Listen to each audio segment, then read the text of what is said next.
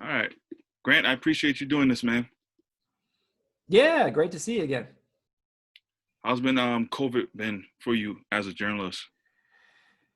It's been interesting, for everyone, obviously, but from a journalism perspective, in-person interviews basically don't happen, and so you sort of have to adapt. But I do think people have adapted, and one thing I've noticed is, like, for my podcast that I do twice a week, interviewing people, I think some people who might not have agreed to do a Zoom interview, like people who are really big in the sport, are sort of maybe more willing to do it now and do more of it. Like Jurgen Klopp from Liverpool came on my podcast, and I don't know if that would have happened uh, before the virus. I think it would have required me going to Liverpool to speak to him in person. So obviously it's a lot different doing journalism this way, but I think we're going to have to,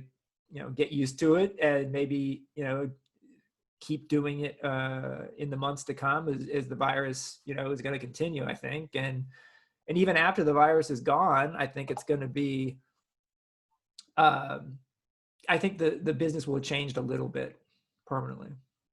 Yeah, because I could see this format going even after post-COVID, because just like the time what you're saying, how you've been trying to get a particular interview in with a certain individual that may, due to conflict, it may not happen that you guys can't come to a mutual agreement. So, hey, I can make a small email.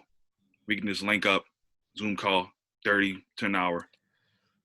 And I like Yeah, that. I think it is doable, maybe more than it used to be. So it doesn't have to be a bad thing. As a journalist, I prefer in-person interviews, but the technology is such now with Zoom that at least you can see people uh, when you're interviewing them this way, and it's workable. You're not on the scene to observe them necessarily, though, and so you're like, a magazine article might be missing something because of that.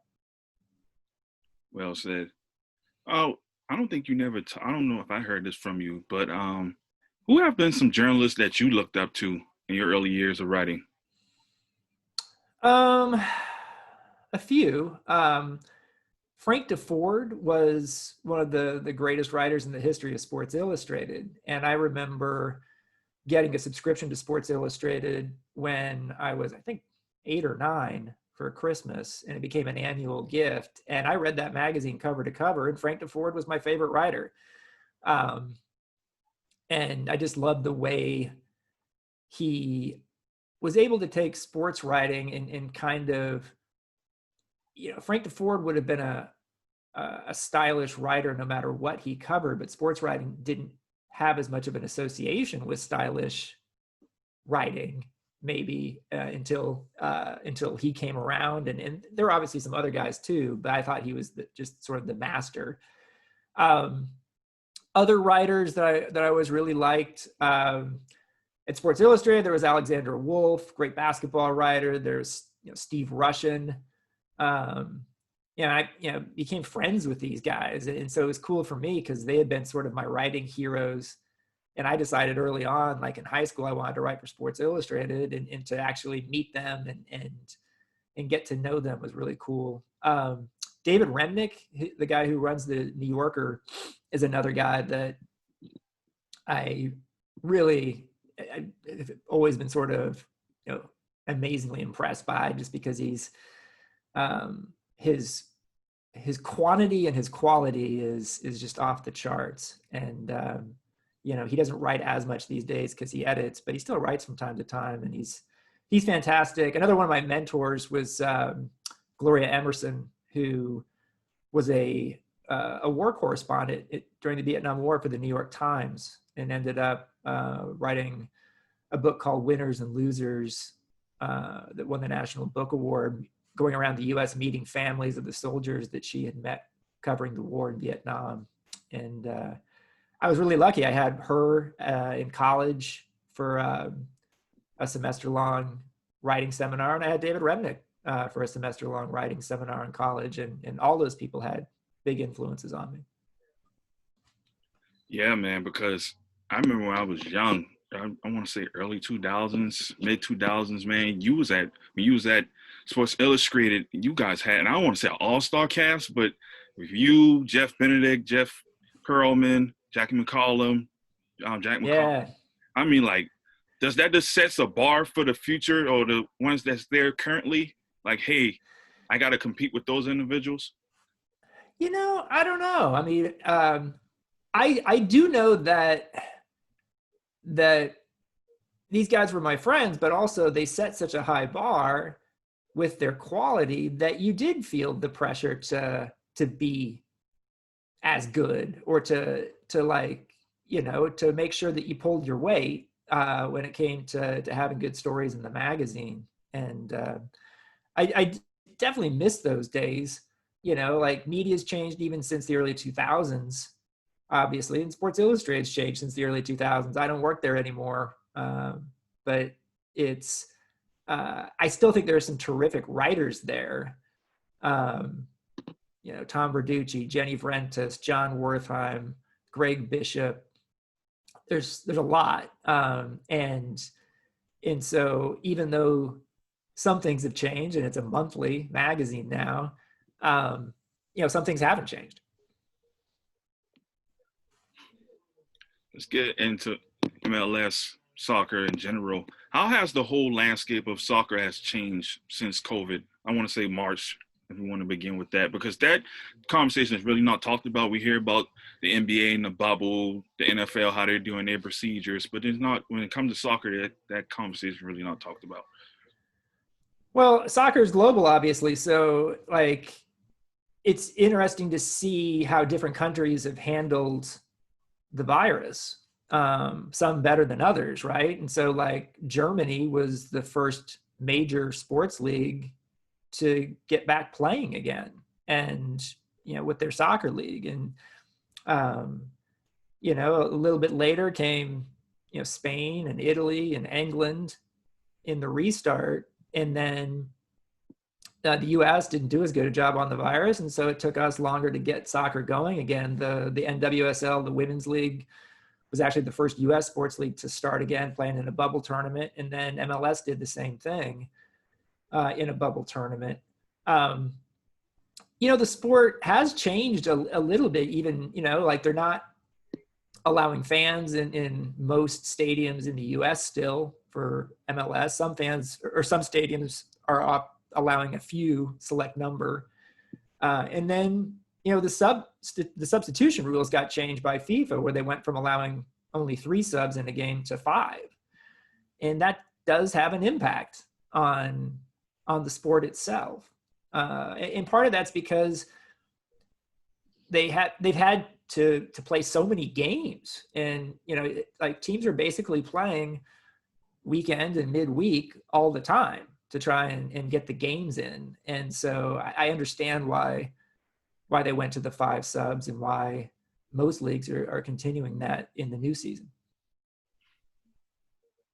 Yeah, because I have a lot of friends, including family members, who still participate, because I played soccer in high school, and I just try to think about what would be the certain procedures I would have been doing, rather just sitting out, or I mean, even if you want to set out, you don't want to leave your players, you don't want to leave your coworkers saying like, hey, I don't want to play them.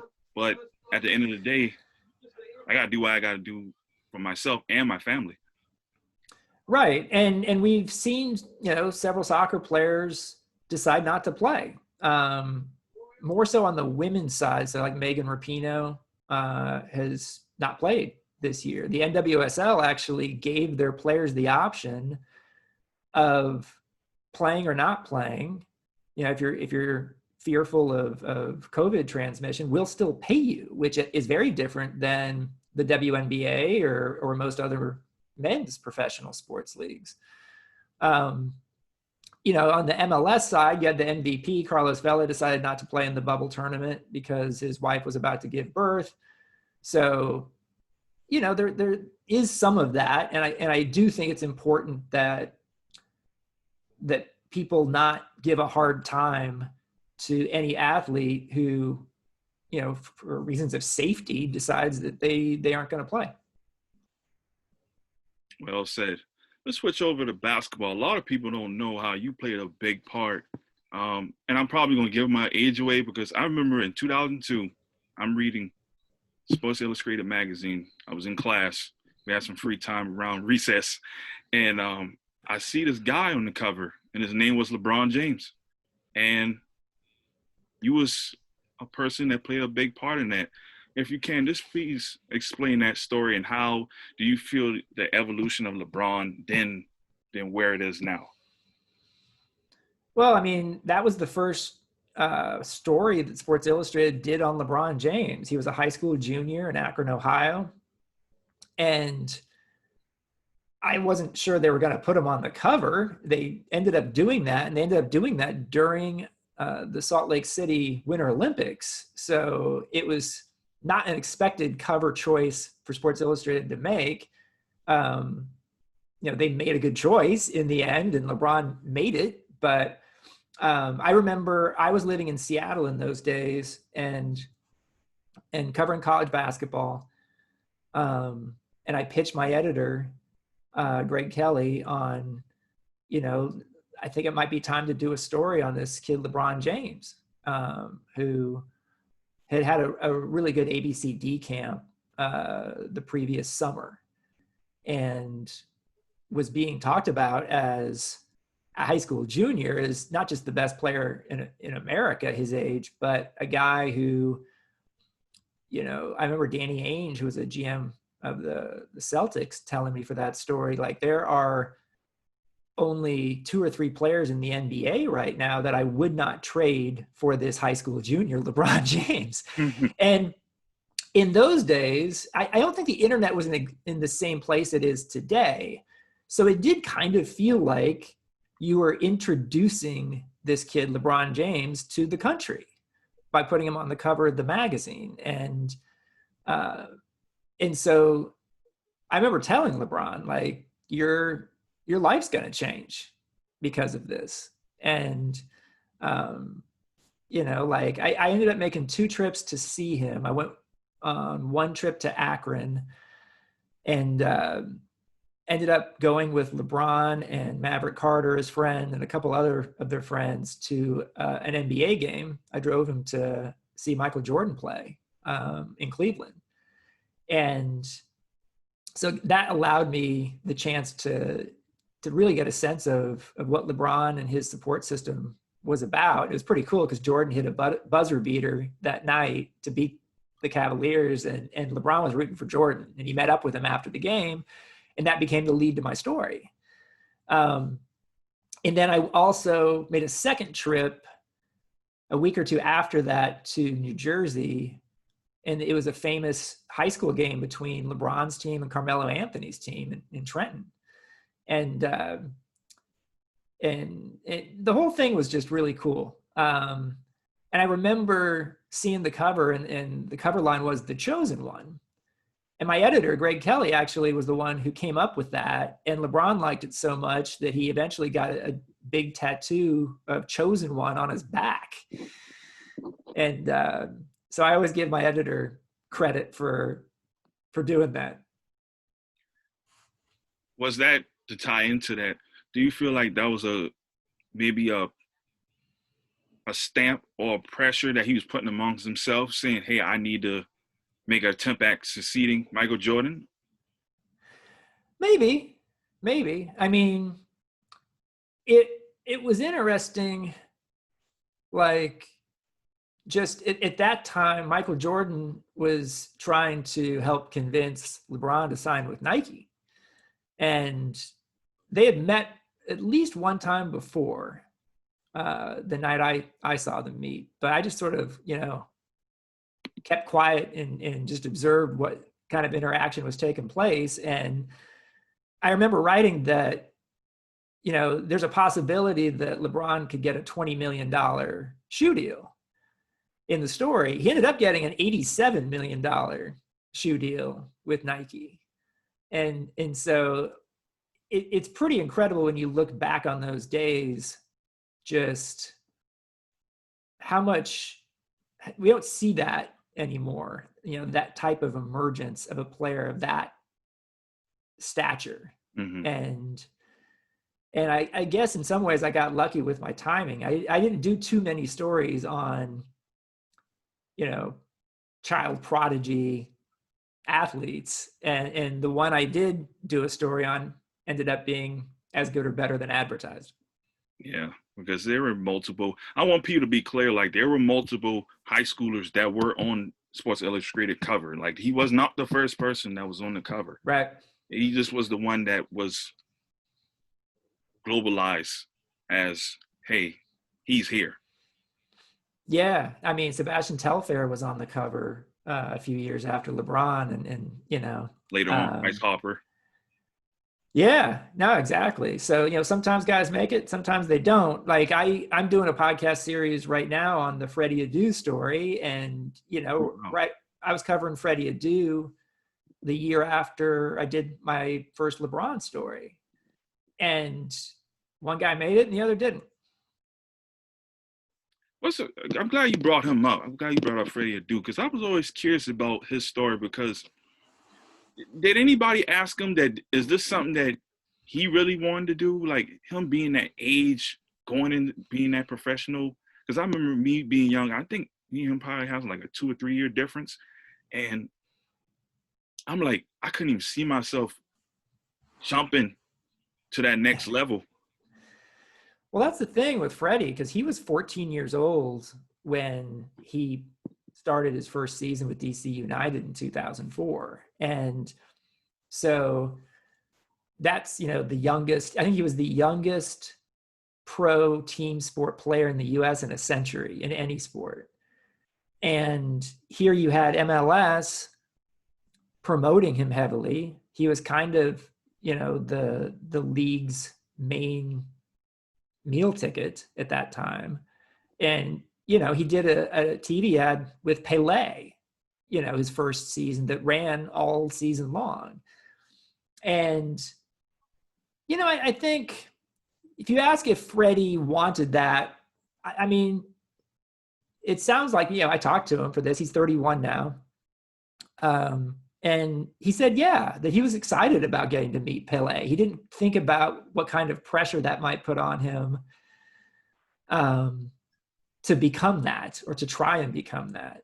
And it was a lot of pressure. And he certainly said that affected him. But in the moment, he said that Adu said that he just, he enjoyed the ride. Right. Do he feel any type of way like his career has been like a bust or he feel like I have not met up to expectations? I mean, I think there's the best way of putting it is Freddie and everyone knows that he didn't fulfill the expectations that were there for him. That said, like he what's the best way to put it?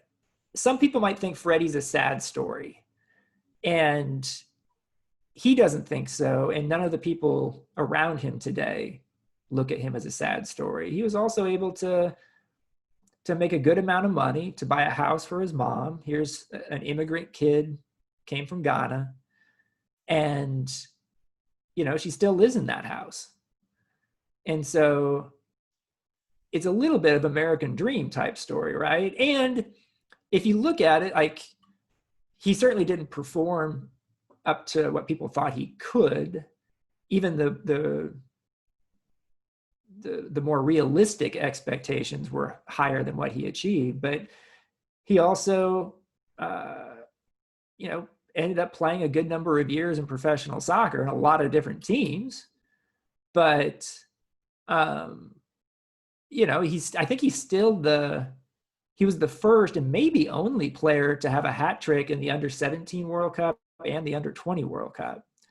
So he did have some good moments. He ended up getting sold to Benfica back in 2008. And that was right at, 2007. But that was right at the time that Benfica was signing players like David Luiz and Angel Di Maria. And so Freddie was on that trajectory even a few years into his career and then ended up just going out on loan too many times in Europe and not establishing himself. Freddie Adu like had several good moments with the national team in tournaments, but then people would get excited about him and then he would be unable to establish himself at the club level. I want to tie back into basketball. Now, you being real versed in the soccer realm, man, do you see what's your intake so far of the bubble? And do you see maybe sorts of bits where the Premier League concept can work? I mean, I actually haven't been paying too much attention to the NBA bubble. I've never been much of an NBA guy. Like even when I covered basketball, it was mostly college and teenagers. I always liked it because at that age, it felt like the players were really excited about talking to a journalist from Sports Illustrated. And once they got older, that was less the case. Right. But yeah, so like I'm up on soccer globally. And so right now I'm just watching as many games as I can, especially in the new European season, just to get a sense of what teams are about, what changes they've made, things like that. And your question about like the Premier League, what was the question? Just to tie into it, because the way how the bubble is formatted, when it came back, it's pretty much the best of the best teams were playing, where like the teams that were not even considered in the playoffs, they were excluded from the bubble. So you really had really great basketball for like a good 2-3 week stretch. So I'm trying to tie it into the Premier League when you have those, multiple teams, and then you have the championship and then the series under that. So that's why I wanted to ask you. Yeah. I mean, like I look at like the Premier League and there's basically a big six and 6 teams, which are just quite a bit bigger than the other ones.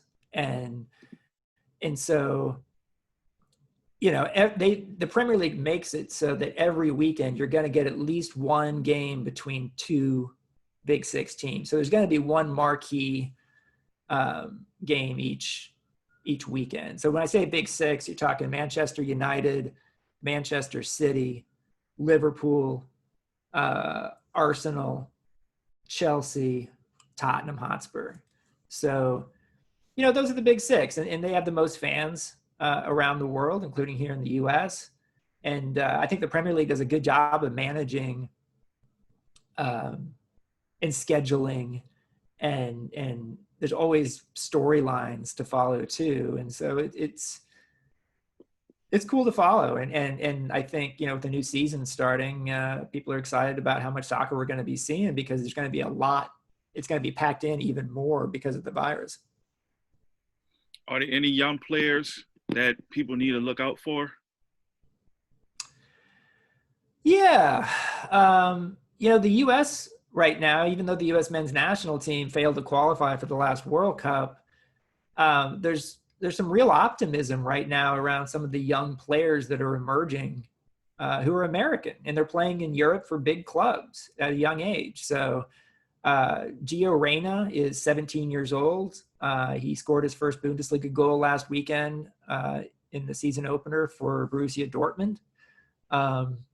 That's a big team in Germany, and he's the son of Claudio Reyna, who played in 3 World Cups, and his mom, Danielle, played she won 4 NCAA titles with Mia Hamm at North Carolina. So like, he's got good genes, but he's also just a really good player.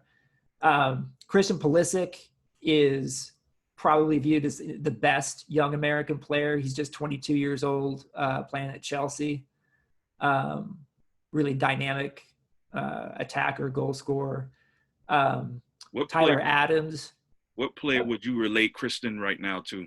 I mean, from the past or even current? I mean, it's a good question. Because he's not physically imposing by any means, and he's not the fastest player, but he's got speed. He's very good on start and stop. He's good with both feet. He's unpredictable. And so, I'm trying to think of who might. It's kind of hard to come up with a comparison just because he's very special as a player, and just has a real sense for the game and continues to work to get better. And then Tyler Adams is just 21 years old. He's playing for Leipzig, scored the game-winning goal in the Champions League quarterfinal in August. And another one, Weston McKennie, is 22. He just joined Juventus and started in their first game and had a really good game alongside Cristiano Ronaldo last weekend. Now, you have a podcast out called Fútbol, and I'm a fan of it, man. I wish this podcast was out when I was in high school. I feel like this podcast is way overdue because when I was in high school, there really wasn't that much MLS that was, or even soccer talks that was talked about online, unless you had to really do a really deep search. I know they have ESPN FC that used to come on later on at nighttime. Explain why you decided to make a podcast that's dedicated to the sport. Yeah, I mean, like I've basically been covering soccer full time since 2009. Before that, it was half soccer, half college basketball. And I liked college basketball, but I really fell in love with soccer and covering the sport. I love the sport. I love the storylines, the international aspects, but also the growth of soccer in America, men's and women's. And so I always told my bosses, like, if you guys ever want me to cover soccer full time, I'd love to do it. So finally that happened in 2009. And, it's interesting to see the growth of the sport here in the US, because it's already in some ways exceeded what I expected, just the amount of soccer on American television. There's so much more of it now than there was 20 years ago. And it's viewed as a young sport, which is good. And the numbers of fans are growing all the time. So I would like to see soccer in the US is a little too much of a upper middle class sport, which it isn't anywhere else in the world. And so I would like to see, like, it's just a very sort of very white sport, to be honest, in the US. And that's changing a little bit, but I think we got a ways to go. And one thing I've noticed with the US over the years is that pay to play has kept, and this is the case in many sports, but especially soccer, it's kept a lot of kids from being able to start playing the sport. And that's kind of crazy. This is like the simplest sport out there. You just need a ball, Well, Grant, man, I appreciate you doing this, man. Like I said, I'm a huge fan. Yeah, that's it, man. Nice. Well, thanks for reading that. And, thanks for having me on. It's great talking to you. Oh, no problem. Grant, tell them where they can find you at. So I'm on Twitter at Grant Wahl, WAHL. That's my main thing. I'm also on Instagram, I guess, too, at Grant_Wahl. But I try and keep an active presence. Right. Thanks again, man. Yeah, really good.